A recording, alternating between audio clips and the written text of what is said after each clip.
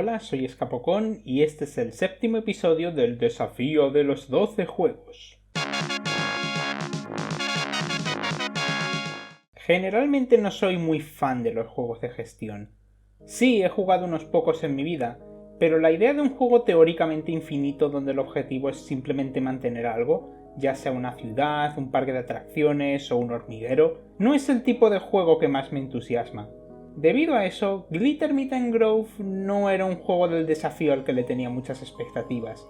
Además de ser simplemente un juego donde tienes que gestionar un pueblo de hadas, sus desarrolladores, Twin Beard Studios, son principalmente conocidos por Frog Fractions.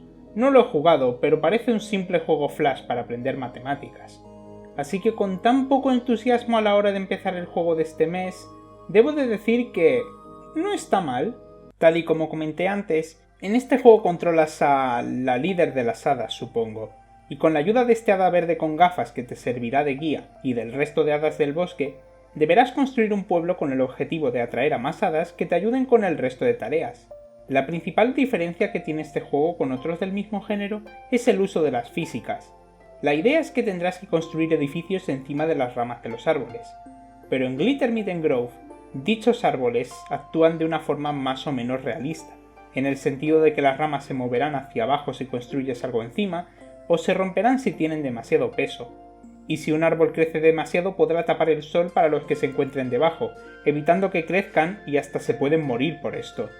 Por suerte puedes enviar a tus hadas a cortar árboles o ramas, y esta no es la única función que pueden cumplir. Evidentemente lo más importante del juego es la construcción, realizada por las propias hadas. Puedes construir casas donde pueden descansar tras trabajar mucho, esferas de luz y antorchas para poder iluminar el bosque y las cuevas respectivamente, ya que solamente puedes construir en sitios donde puedes ver, y también hay almacenes para los distintos tipos de recursos.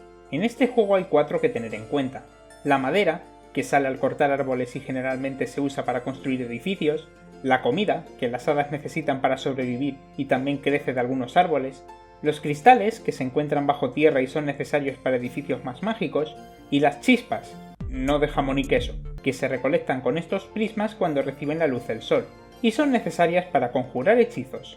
Sí, los hechizos son otra parte importante del juego, ya que tienen varias funciones que son necesarias para poder expandir tu pueblo. Puedes fertilizar los árboles para que crezcan más y te den fruta, plantar semillas que se convertirán en distintos árboles, crear luz temporal, y el hechizo más importante, los fuegos artificiales, la principal forma de explorar bajo tierra. En vez de darle a las hadas una pala o algún otro tipo de herramienta, pueden crear cañones de fuegos artificiales con una gran cantidad de patrones distintos, permitiéndote ir bajo tierra para conseguir tanto cristales como cofres escondidos con recursos aleatorios o semillas. El principal problema del juego es que es muy frustrante y a la vez no hay nada de riesgos. Sé que esto suena ilógico, pero os explico. La forma tan original de tratar a los árboles es muy interesante, pero el tener que estar constantemente mirándolos para que tengan suficiente luz, podarlos sin equivocarse y cargarse edificios, y darles fertilizantes para que las hadas puedan comer, pone muchísimo estrés, sobre todo porque las hadas rara vez harán lo que quieras. Un sistema donde puedes elegir a un hada y asignarle una acción hubiera solucionado este problema, pero lo único que puedes hacer es elegir qué acciones o no quieres que hagan, y podar y construir no está en esa lista. Los inviernos también son brutales. Los árboles no crecen ni dan fruto, no puedes plantar ningún árbol nuevo, y la única forma de conseguir comida es si tienes suerte y la encuentras en cofres. Pero aún así, las hadas se morirán de hambre antes de poder llegar a la cueva y recoger la comida.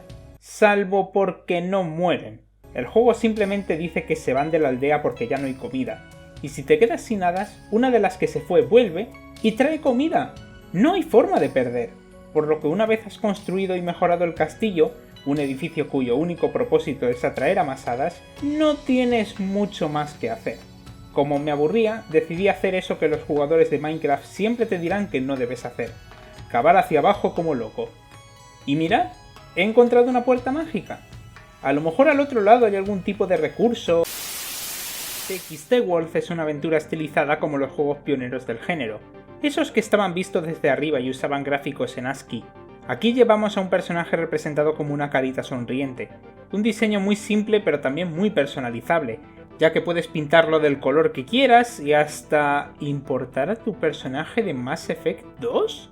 Poco puedo hacer con esta función, ya que nunca lo he jugado. Esto es Retrobocón, y aquí solo jugamos a juegos que sean retro. No como Mass Effect 2, que solo salió hace 13 años. ¡Qué viejos somos! El objetivo del juego es buscar unos glifos que toman la forma de caracteres extraños, por lo que es un poco Asquivania si no fuera un plataformero. Bueno, con la excepción de esta zona donde hay gravedad. Para ello hará falta resolver puzzles sencillos y recolectar llaves que te permitirán abrir las puertas del color correspondiente, así como objetos que te permitirán avanzar de otras formas. Está la lámpara, que te permitirá alumbrar habitaciones oscuras y puede quemar gemas. Las gemas parecen el coleccionable del juego, pero es una trampa. Solo puedes llevar 25 y si alcanzas ese máximo, las gemas del mapa se convertirán en paredes. Fuera de un puzzle donde debes tirarlas a una fuente, no sirven de nada, así que es mejor quemarlas. Y hablando de destruir cosas, también hay una espada con la que puedes matar enemigos, y una vez mejorada, también tendrá un radar que te permite detectar caminos ocultos. Pero esta espada funciona de una forma de lo más extraña. En vez de tener un ataque con el que la usas como en Zelda o en juegos parecidos a este, siempre la tienes fuera, y las teclas Q y W te permiten apuntar hacia dónde la estás cogiendo. No puedes guardar la espada, por lo que se añade el desafío de mover la espada para poder pasar por pasillos que son demasiado pequeños. Suena irritante, pero hace que el diseño de las salas sea más interesante debido a que siempre tienes que tener en cuenta la espada cada vez que te mueves de un sitio a otro. Debido a que no es un juego que requiera mucha velocidad, este elemento de puzzles me parece bastante apropiado. El último objeto útil es el puente, que te permite crear un camino donde originalmente no había ninguno. Y lo he descrito así porque hay algunos objetos en este juego que realmente no sirven para nada. Los patines autocorrectores son tan útiles como un autocorrector de verdad. Cuando te chocas contra una pared, en vez de parar en seco, tu personaje empezará a moverse por el sitio que resulte más conveniente. Desorienta un montón ir hacia abajo, pero como llevas los patines, ahora vas a la izquierda y luego hacia arriba. Es difícil de explicar, y aunque los puedas desactivar cuando quieras, me da la sensación de que el juego te los vuelve a activar en momentos donde no te das cuenta. También está la autoespada, que te hace girar la espada automáticamente por unos segundos. Los puzzles en sí me resultan bastante interesantes, obligándote a tener en cuenta todos los detalles de la zona. Algunos de los glifos tienen la forma de objetos normales o parecen meramente decoración, pero como siempre tienen un color en particular, se nota bastante bien qué es un coleccionable y qué no. También hay puntos muy inteligentes. Por ejemplo, en una parte del juego te encuentras un keygen literal, en el sentido de que es un generador de llaves. Y sí, tiene la musiquita típica de los keygens.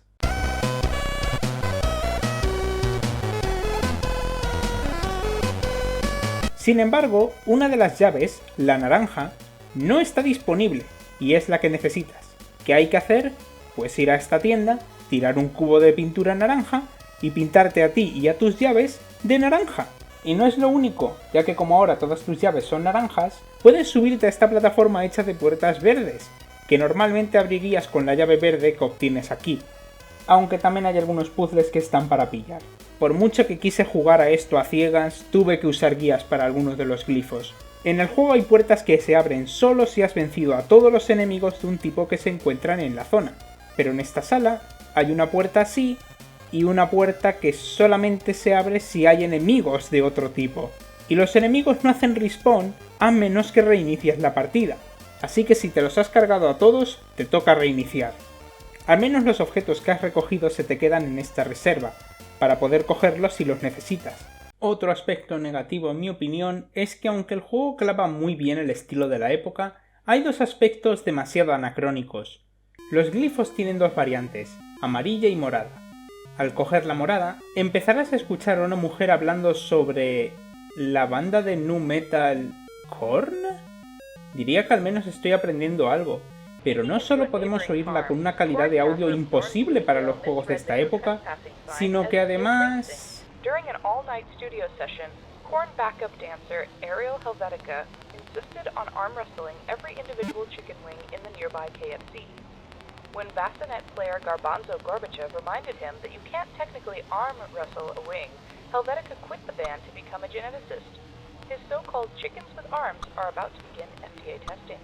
Las explicaciones parecen las que daría un niño de primaria que no estudió para un examen, pero piensa que con escribir suficiente recibirá una buena nota. Y no ayuda que es el único punto del juego donde hay doblaje, ya que el resto de mensajes son mediante texto. Otro elemento que no pega ni con cola es tu hada ayudante, un cliché de las aventuras fantásticas. Pero miradla, ¿por qué está en 3D y es tan colorida? Parece sacada de otro juego. En un punto menciona a su esposa, y aunque me alegro mucho por ellas y les deseo un matrimonio muy feliz, es otro anacronismo más para el juego. Uno pensaría que una aventura tan simple puede sentirse repetitiva, pero creo que es algo que TXT World evita bastante bien. Además del hecho de que casi al final del juego consigues una máquina del tiempo que te permite ir a cualquier sala del juego, evitando el problema del backtracking, y también puedes cambiar la hora, pero eso solo sirve para poder entrar a esta tienda. Hay puntos donde el juego es modificado con gimmicks muy curiosas. A veces se hará de noche y tendrás que evitar ser visto por la policía. A veces el sitio se llenará de bombas de relojería que deberás evitar. Y también está la parte en la que te conviertes en el Snake que estaba en todos los móviles viejos y puedes comerte los obstáculos para alargarte. Jaja, muy graciosa. Y si pensáis que esos son los mayores cambios del gameplay, no habéis visto nada. En el mundo están estas piedras mágicas que, al tocarlas... Toaster Derivatives es un juego que hace honor a su nombre, porque no solamente está inspirado en los salvapantallas de las tostadoras voladoras de los 90, sino que además es una mera mezcla entre Flappy Bird y los juegos clickers. La idea es que la tostadora irá ganando altura y temperatura al mismo tiempo, y si quieres que baje deberás gastar grados para poder comprar distintas cosas que causan que la tostadora se enfríe. Al igual que en Flappy Bird, el objetivo es pasar por cuantas más tuberías sea posible sin caerse. Aunque es cierto que hay un punto en el que puedes coger estos palos rojos. Una vez los tengas, si te caes en una de estas grietas, crearás un agujero que... ¿Alguna vez habéis jugado un juego donde la parte más difícil sea empezar a jugarlo siquiera? Porque Spax Race es el juego con la introducción más difícil de la historia. Si quieres jugar, tienes que demostrar que eres un adulto, con una ruleta. Si pones un número muy alto, te dicen que estás mintiendo, y si es muy bajo, te dirán que eres un niño. Y por si no fuera suficiente, cuando aciertas, tienes que hacer un examen para probar si realmente eres un adulto, con preguntas que varían entre ¿y esto cómo lo va a saber alguien normal? Y ¿cuánto duró la guerra de los 10 años? Con tanta protección me esperaba un juego con un humor y contenido que hará que Lizard Suit Larry parezca Aprende a leer con Pipo. Pero en su lugar, me encuentro con la primera sitcom jugable. Controlamos a un marine espacial que quiere echar de casa a su compañero de piso, un xenomorfo, irritándole lo suficiente para que se vaya, pero evitando que sospeche de nosotros. Supongo que es un juego para adultos porque solo los adultos pueden entender lo que es tener un mal compañero de piso. Habrá que abrir la puerta del frigorífico, dejar migas en la mesa, cambiar el canal de la tele cuando la está viendo, ponerle verde en las redes sociales... Los diálogos son graciosos y la premisa es divertidamente absurda. Pero en serio, ¿por qué hay tantas risas enlatadas?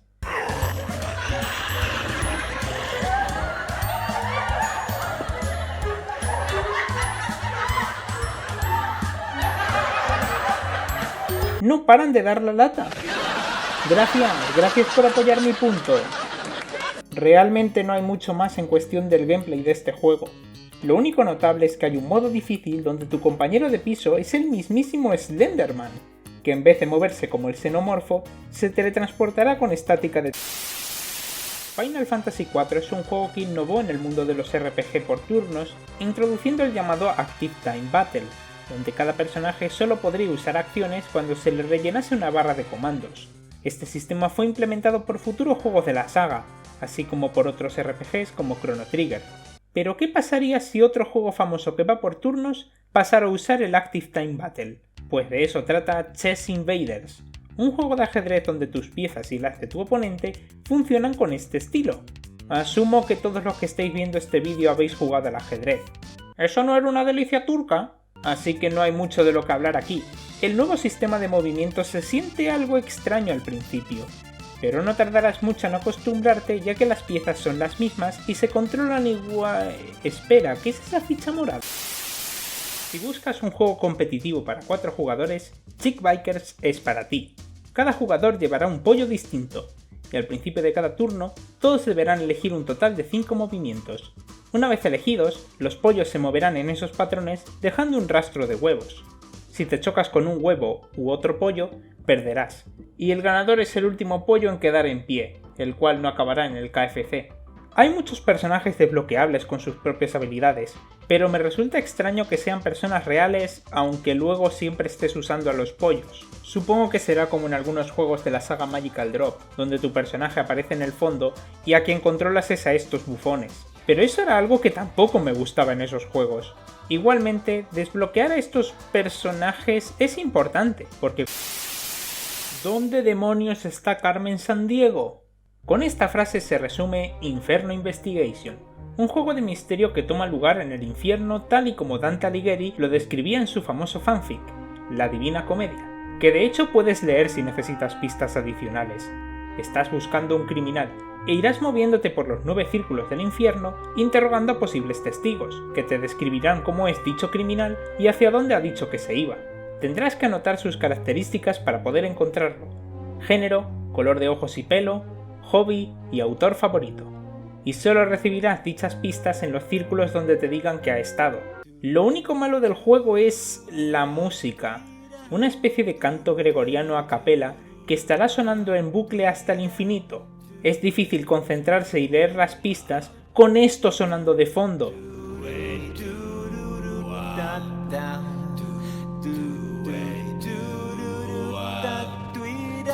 Una vez atrapes al criminal, recibirás este mensaje que te dice: no sé si lo habré comentado antes, pero no me gustan mucho los juegos de gestión, y mucho menos los que apenas tienen ayudas visuales que te enseñan lo que está pasando. Loma Manager no es una excepción. Es un juego donde llevas a un equipo de jugadores profesionales que deben vencer a otro equipo en un eSport que no vemos. Coloca a cada jugador en un puesto y reza porque ganes, porque todo está generado aleatoriamente. Lo único que puedes hacer es pausar para recolocar a los jugadores, pero fuera de eso no hay nada más. De hecho, a pesar de que perdí, el juego Saving Story es un videojuego donde deberás afeitar al expresidente estadounidense Barack Obama. Oye, no me mires así, yo no tuve nada que ver con este juego. Sí, deberás dejar su cara completamente afeitada usando tijeras, espuma, una cuchilla y agua.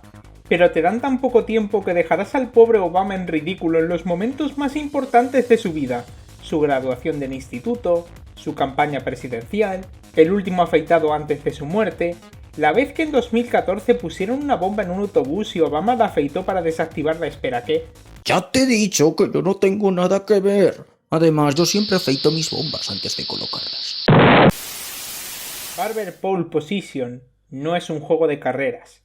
Controlas a un coche y el objetivo es llegar a la meta antes que el resto de los coches. Pero os lo digo, no es un juego de carreras. Es un juego de karaoke.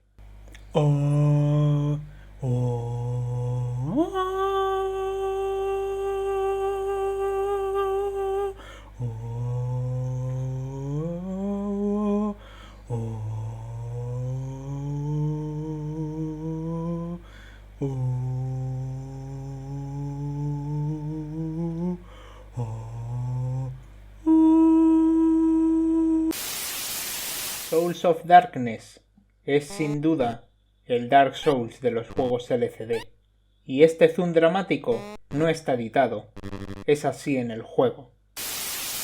Prog LCD es una versión LCD de... El último puzzle de TXT World es cuanto menos curioso. Te encontrarás con una rana que tiene en su posesión los últimos glifos del juego, y deberás convencerla para que pueda mover las piezas y te deje cruzar el lago que os separa. Pero esto no lo harás hablando normal, sino que esos glifos eran todo este tiempo palabras en el idioma de las ranas. Supongo que la comparación con Asquibania es mucho más apropiada ahora. Es complicado tener que aprender el significado de todos los símbolos y hacer estructuras para que la rana te ayude, pero con un poco de paciencia podrás... ¡Oh no! ¡Se desmorona todo! Toca huir de aquí. Un momento, esta zona no era de plataformero. ¿Y acaba de romperse la pantalla del juego? ¿Ahora soy el Snake otra vez? Un momento. ¿Qué diantres es ese fantasma? No, deja de avanzar tan rápido, las hadas se van a ir por el hambre y los árboles necesitan cuidados. Vaya. Hemos llegado a la destrucción del planeta.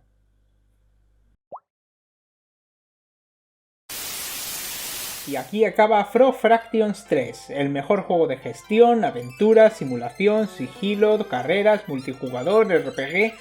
Vale, creo que ya va siendo hora de dejar el chiste. Glitter Mitten Grove es una tapadera de TXT World, un juego de aventuras que a cada rato te pondrá en un juego distinto, tal y como hacía su predecesor Frog Fractions. Que no es un simple juego educativo, es una movida surrealista al mismo nivel que esta. La idea de este juego es muy original, y es sin duda un título que no dejará de sorprenderte a cada momento. TXT World es mi parte favorita, ya que sus puzzles están muy bien pensados, las variaciones son creativas, y se nota que no es una mera excusa para acceder al resto de juegos. Sin embargo, en estos subjuegos se notan los altibajos. La diversidad de calidad entre todos ellos es muy dispar, y hace que la experiencia no se sienta tan consistentemente buena como debería, y no ayuda que en la mayoría de estos puedes avanzar incluso si pierdes. Y tras jugar al Frog Fractions original, estos minijuegos se sienten mucho más aleatorios, ya que no tienen ningún hilo conductor o personajes en común. Aún así, creo que Glitter Mitten Grove, TXT World, Frog Fractions 3 o como queráis llamarlo, es una experiencia bastante única que recomiendo jugar incluso si ya sabéis a lo que vais. Y también buscad información sobre el ARG que organizaron los creadores, ya que gracias a él, la comunidad pudo descubrir que Glitter Mitten Grove no era lo que parecía. Es un tema casi tan interesante como el juego en sí, pero también es algo que tiene material para un vídeo entero. Así que con todo esto dicho, soy Escapocón y volvemos al mundo real.